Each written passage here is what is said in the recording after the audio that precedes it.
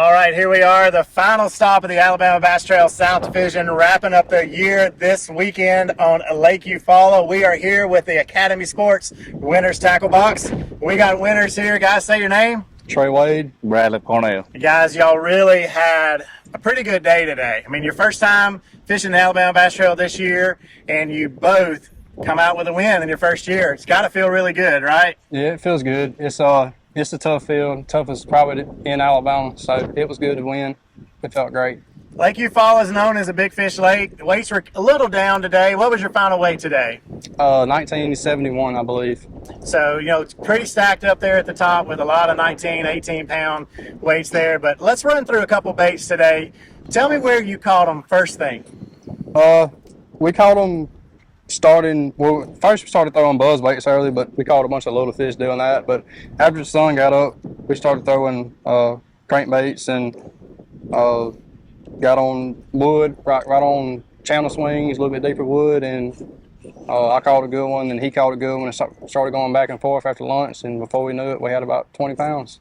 And I heard you say earlier to some guys that y'all really tried to get away from boat traffic today. This lake is known for fishing the ledges, a lot of company out there. This lake is loaded with brush piles. So did you guys what were you doing a little different to get away from the traffic? Just found something out of the way. We went out there and looked for the brush piles during practice, and we don't like traffic. We kind of like to be secretive, and we just went and found this, caught some 1.5 2 pound fish in practice, said, let's go get 5 of those and go to the championship. That was our goal, and after lunch, the good Lord blessed us. So we said the fish grew up. What was your average weight today, weight-wise? Average probably about 4, right at 4. And what was your biggest? 570 something, I believe. So we got one over 5. That's really good. And what did that one come on? This one right here, 200 series bandit. So we're looking at, I'm going to call that a splatterback. I think sir. is what that is called. So a 200 series bandit splatterback. And then run through these other crankbaits we have here. Just a little sexy shad kind of color, same depth, everything. We're just throwing it through the wood right on the ledges.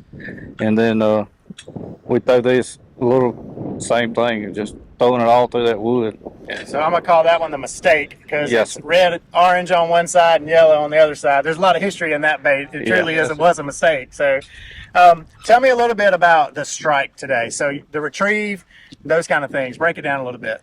I mean, it was just mainly the fish were on the end of the treetops because the lake was a little bit low, so the fish kind of got out a little bit deeper, and really just threw at the end of the treetops, got it down about 8 foot, and didn't reel it too fast, but try to make sure you didn't get hung, not reeling it down real hard, hanging up on the trees. So that's about it. I think electronics played pretty key into this event as well. With being out deep, you're not necessarily able to scan over the area, so having a forward-facing sonar, Garmin electronics, I think, play a really key role into this. Are you able to see your bait on the electronics as well? We really didn't pay attention to that as much today, because all we did was just make sure we were out in the deeper water is what we were doing, and looking for them laydowns that were in that right on that ledge, and they would stick up to 8 foot or so in those tree branches, and we didn't really pay attention if the fish was there. We just wanted to know where the wood was, and that's where the fish was. Was it a really specific type of cast, I think? Just had to make sure you got it in the wood. Yeah, if it wasn't hitting the wood, you weren't going to get bit. Yeah. So, How many fish you guys catch all day?